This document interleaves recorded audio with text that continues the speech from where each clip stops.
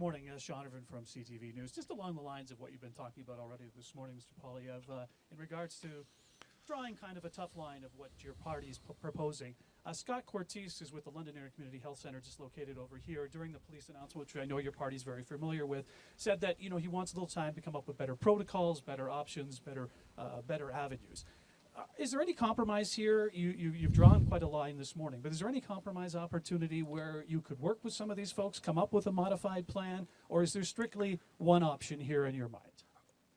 Are you talking, sorry, on what subject? Are we talking now drugs or crime? I'm talking safe supplies. Well, again,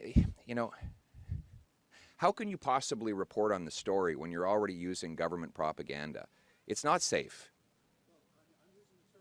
Yes, that's the problem. You're using the term they're using. How can you, so you've decided, you've already made up your mind, you're going to report their statements as though they're true. Well, why are you using their language? Yeah, that's the language being used in various news conferences and other policies. Oh, yes, sure. there are, of course. So you're just being force-fed talking points by the authorities who caused the problem in the first place. This is exactly the problem. This is exactly the problem. It's exactly the problem. London Police using the same terminology. How's it working? So I'm just asking you to answer the question of whether or not there's any room to work with these other agencies or not, or whether you're going to stick to your proposals, which are your proposals. That's all I'm asking, sir. My proposal is recovery and treatment. Am I going to give more money to these agencies that have caused the crisis? No. They're not going to get any more money. They've caused the mayhem. Have you been around, have you seen the tent cities? I lived in this very neighborhood for 8 years. Have you seen the tent cities? Yes, I've seen it. Okay, and you think that these agencies are doing a good job? I think there's, sir, it's not my job to debate a federal leader on this issue, sir, but I will say that. I'm asking you a question. Are you think they're doing a good job when you go to see the tent cities that are popping up everywhere in the country? The community is doing the best job. I agree with you on that, the community, but the agencies are different than the community. And again, you're repeating their talking points. I mean, there was a time when reporters believed their job was to hold government accountable, not regurgitate their talking points.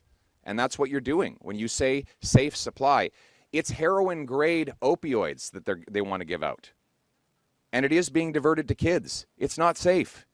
Since this policy was enacted, we have seen overdose rates more than double across Canada. And where these policies have been most enthusiastically embraced, like British Columbia, it's 400%.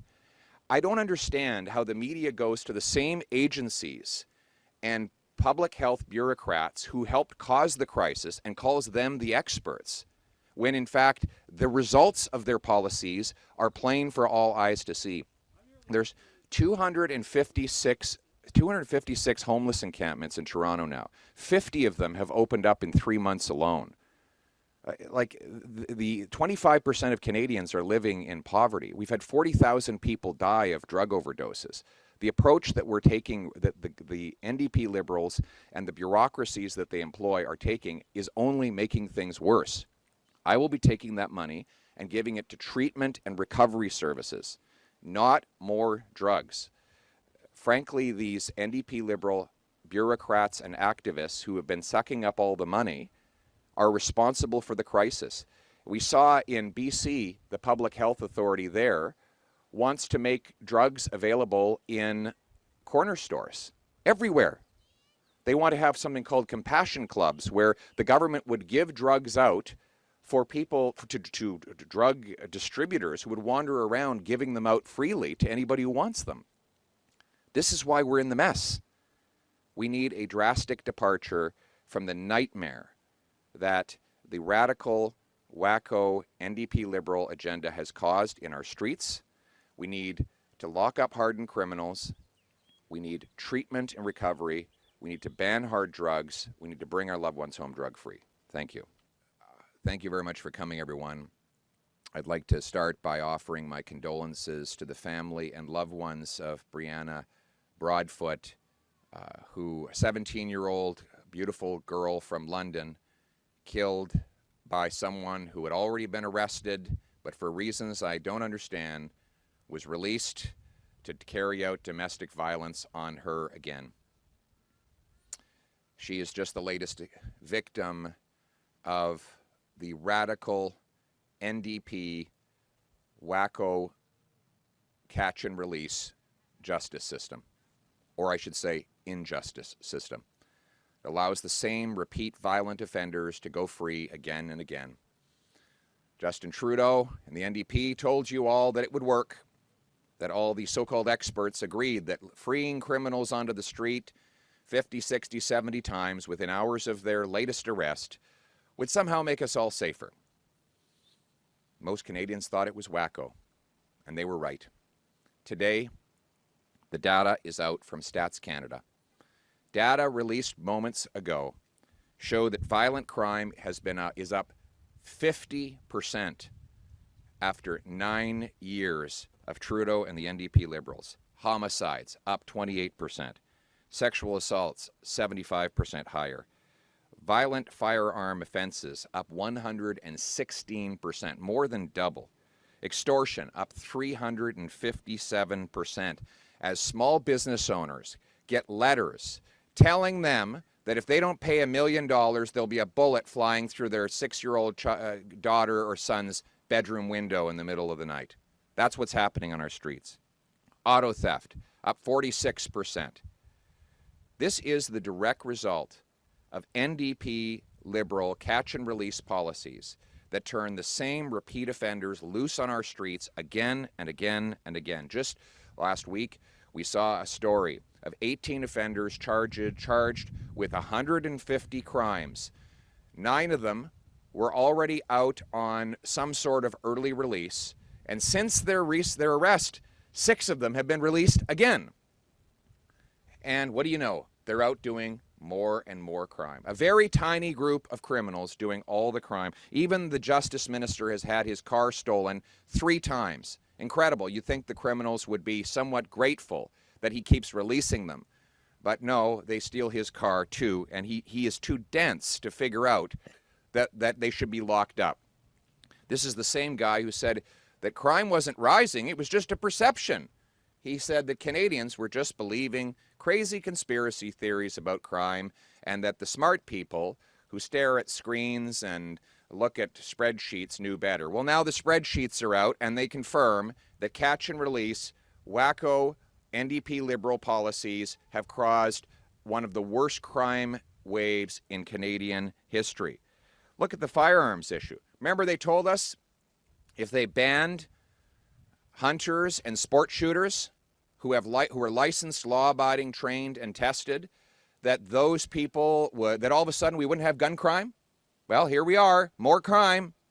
Why? It turns out that hunters are not the problem, nor are licensed sport shooters. They've already been trained and tested. They've had all of their backgrounds checked, and they're daily checked on the police database system.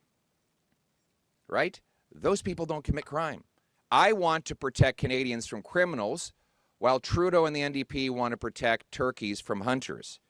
You decide which makes more sense to you. We see the chaos here in London with tent cities popping up everywhere. Now, this is obviously partly the result of the NDP Liberals doubling your housing costs, but also they're giving out drugs, taxpayer-funded opioids that are ending up in the hands of kids, despite the lies of those who are in the system who are profiting from it, are making the drug problem even worse. And now we learn that the NDP Liberal government had a secret document planning national decriminalization.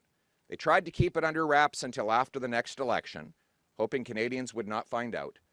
But Blacklock's reporter got their hands on the document, and it showed a secret scheme to legalize crack, heroin, cocaine, and other hard drugs, which, if Trudeau and the NDP are reelected, will be as easy to get in your neighborhood as a candy bar at a corner store. This is reality, my friends. After 9 years of Trudeau and the NDP Liberals, everything is broken. Canadians are broke, and NDP Liberals are not worth the crime, chaos, cost, and corruption. Speaking of costs, we see that our economy is collapsing. The Bank of Canada is forced to try and come to the rescue as the bank governor sees our economy shrinking faster than any other G7 country. We have the worst economy in the OECD.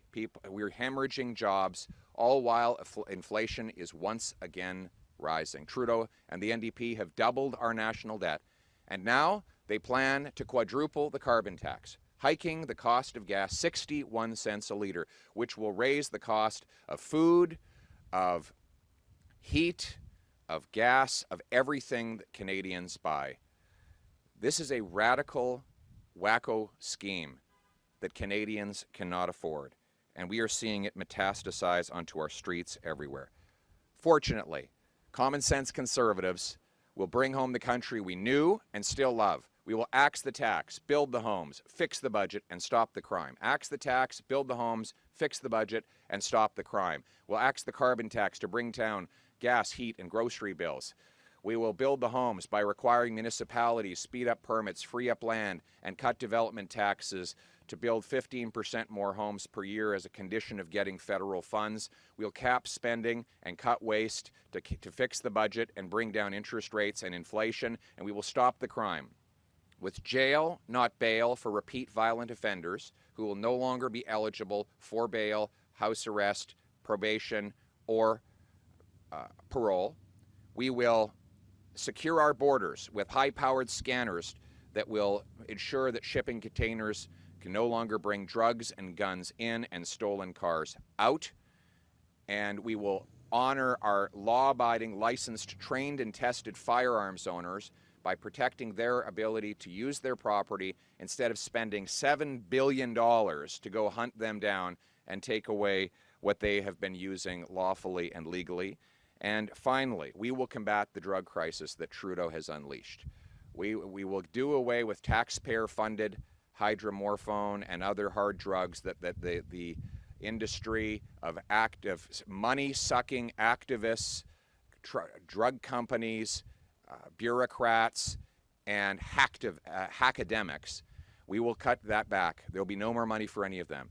All the money is going to go into treatment and recovery services, detox, counseling, group therapy, sweat lodges for First Nations, physical exercise, job placement, transitional housing. This is how we're going to bring our loved ones home drug-free. What I'm talking about, my friends, is common sense, the common sense of the common people united for our common home. Now let's bring it home.